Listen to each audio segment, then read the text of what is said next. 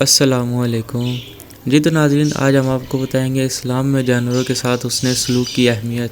اس کا چھوٹا سا واقعہ آپ کو بتائیں گے کہ اسلام نے حیات کا کوئی ایسا گوشہ نہیں چھوڑا جس میں سے اس نے اپنے ماننے والوں کی رہنمائی نہ فرمائی ہو۔ اسلام نے جہاں انسانوں سے انسانیت، حسن اخلاق اور محبتوں سے مل کر اتحاد و اتفاق سے رہنے کا درس دیا، وہاں اسلام نے ہمیں جانوروں کے حقوق بھی آگاہ کیا، اور ہر جاندار کے کچھ حقوق متعین کیے گئے ہیں، اور مسلمانوں کو یہ حکم ملا کہ وہ جانوروں کے حقوق کو بھی سنت رسول صلی اللہ علیہ وآلہ وسلم سمجھتے ہوئے ادا کریں۔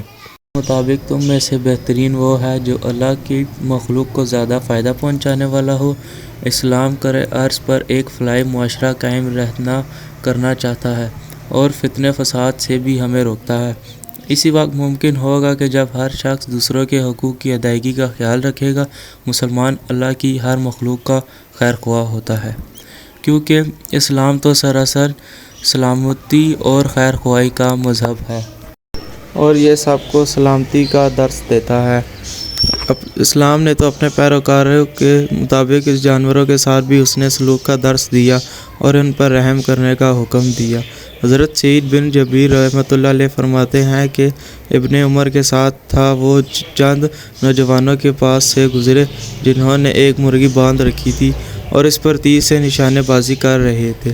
انہوں نے ابن عمر رضی اللہ تعالیٰ عنہ کو دیکھا، بھاگ گئے۔ اس وقت ابن عمر رضی اللہ تعالیٰ عنہ نے فرمایا کہ بلا شبہ اللہ کے محبوب کریم صلی اللہ علیہ وآلہ وسلم نے ایسا کرنے والوں پر لعنت فرمائی، اور سردار دو عالم صلی اللہ علیہ وآلہ وسلم ایک موقع پر جانوروں کے آرام کا خیال رکھتے کی تاکید فرماتے ہوئے ارشاد فرمایا کہ جب تم لوگوں سرسبزی اور شادابی کے زمانے میں سفر کرو تو اونٹوں کو زمین کی سرسبزی سے فائدہ اٹھانے دو، اور جب تم قحط کے زمانے میں سفر کرو تو انہیں تیزی کے ساتھ چلاؤ۔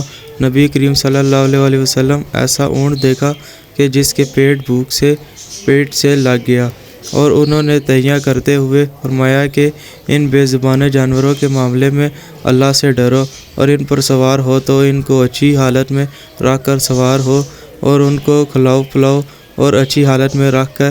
رحمت العالمین صلی اللہ علیہ وآلہ وسلم نے جانوروں کے منہ پر مارنے والوں اور بطور نشانی داغ لگائے بھی ممانعت فرمائی۔ ایسا کرنے والوں کو ملعون قرار دیا۔ حضور اکرم صلی اللہ علیہ وآلہ وسلم نے ارشاد فرمایا کہ اللہ نے ہر چیز پر احسان کرنا فرض کیا ہے، سو جب تم جانور ذبح کرو تو اچھے طریقے سے ذبح کرو، کہ چھری کو خوب تیز کرو اور ذبح کیے جانے والے جانوروں کو آرام دو۔ اسلام نے ہمیں جانوروں کو ذبح کرنے کا جو طریقہ سکھایا، جسے آج میڈیکل سٹور سائنس نے بھی تسلیم کیا۔ جدید تحقیق کے مطابق جانور کی شہ رگ پر چھری چلتی ہے اور اس کی دماغ معاف ہو جاتا ہے، اور وہ کسی قسم کی تکلیف محسوس نہیں کر سکتا۔ تحقیق یہ بھی معلوم ہوا کہ ذبح کرنے والے سے جانور کے جسم کا تمام خون جسم سے خارج ہو جاتا ہے، جبکہ مشین کے ذریعے جھٹکے سے گردن سے الگ کرنے کے بعد خون اس کے اندر ہی سارا جم جاتا ہے، اور انسانی صحت کے لیے مضر ہوتا ہے۔ کہ اسی بات سے اندازہ لگایا جا سکے کہ اسلام نے ہر حکم میں کسی قدر مصلحت فوائد پوشیدہ اور جانوروں کو ذبح کرنے کا حکم دے کر انہیں تکلیف سے بچایا، اور دوسری جانب اسے کھانے والوں کو بھی بے ضرر اور صحت بخش گوشت مہیا کر دیا۔ حضور پاک صلی اللہ علیہ وآلہ وسلم نے ارشاد فرمایا کہ جو شخص کسی چڑیا یا کسی جانور کو ناحق مار ڈالے، اللہ اس کے مارنے کے بارے میں سوال اس سے کرے گا۔ اور پوچھا رسول اللہ صلی اللہ علیہ وآلہ وسلم، اس کا حق کیا ہے؟ حضور پاک صلی اللہ علیہ وآلہ وسلم نے فرمایا کہ اس کا حق یہ ہے، اگر اسے ذبح کرے تو اسے کھائے، اور یہ نہ ہو کہ اس کا سر کاٹ کر پھینک دے اور اس کا گوشت استعمال میں نہ لائے۔ ایک دفعہ ایک صحابی رسول اکرم صلی اللہ علیہ وآلہ وسلم آقا کی خدمت میں آ کر طرح حاضر ہوئے، اور ان کے ہاتھ میں کسی پرندے کے چھوٹے بچے تھے جو چیس کر رہے تھے۔ ان بچوں کے بارے میں پوچھا تو سرکار دو عالم صلی اللہ علیہ وآلہ وسلم سے صحابی نے عرض کیا کہ ایک جھاڑی سے گزرا تو ان بچوں کی آواز آ رہی تھی، یہ انہیں اٹھا لایا۔ ان کی ماں نے دیکھا تو وہ بےتاب ہو کر میرے ارد گرد چکر کاٹنے لگی۔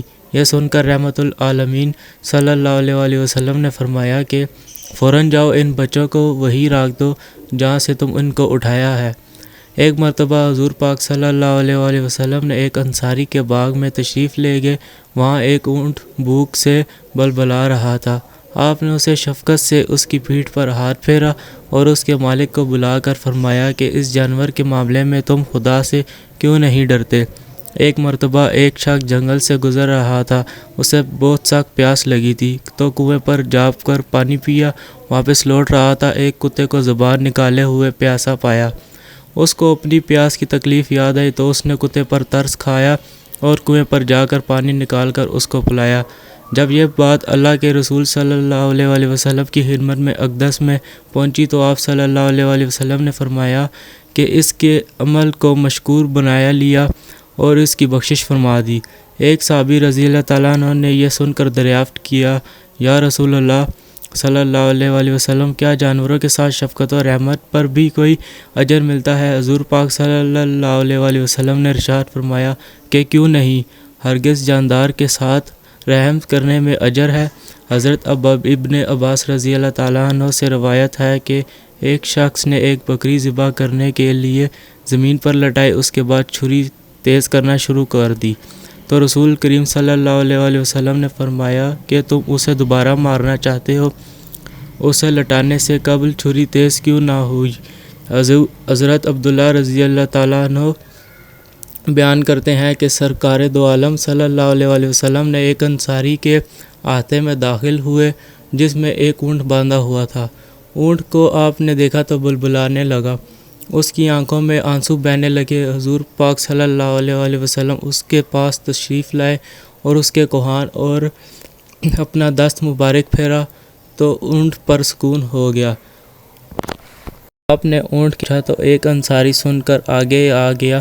رسول پاک صلی اللہ علیہ وآلہ وسلم نے جوان سے فرمایا کہ تم اس جانور کے معاملے میں جس کا مالک اللہ نے تم کو بنایا ہے، اللہ سے ڈرتے نہیں ہو؟ وہ مجھ سے شکایت کر رہے ہیں کہ تم اس کو تکلیف دیتے ہو اور ہر وقت اس سے کام لگائے رکھتے ہو۔ آقا دو جہاں صلی اللہ علیہ وآلہ وسلم صحابہ کرام کو جانوروں کے وقت پر چارہ اور پانی دینے کا حکم دیا اور ان کو پریشان کرنے اور ان کی طاقت سے زائد ان پر بوجھ لادنے سے منع فرمایا۔ ہم سب کا فرض ہے کہ ہم بھی اسوہ رسول کریم صلی اللہ علیہ وآلہ وسلم کی پیروی کرتے ہوئے اپنے پالتو جانوروں اور دوسرے سب جانوروں کا خیال کریں، ان کو تکلیف نہ پہنچائیں۔